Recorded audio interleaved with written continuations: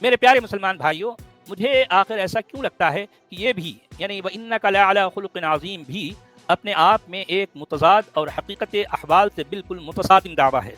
ہم لوگ جس شخصیت کو مکارم اخلاق کے اوج و عروج پر سمجھ بیٹھے، عرض واقع میں وہ شخصیت ویسی ہرگز نہ تھی۔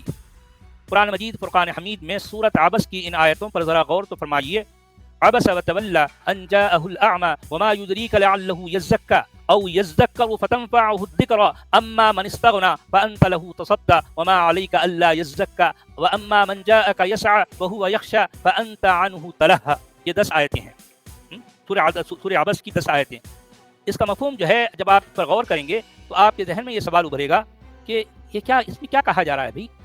کیا کسی خدا ترس اور خدا رسیدہ نابینا شخص کے معاملے میں منہ موڑنے، بے رخی برتنے اور ترش روی اختیار کرنے والی شخصیت کو کیا صاحب خلق عظیم کہیں گے؟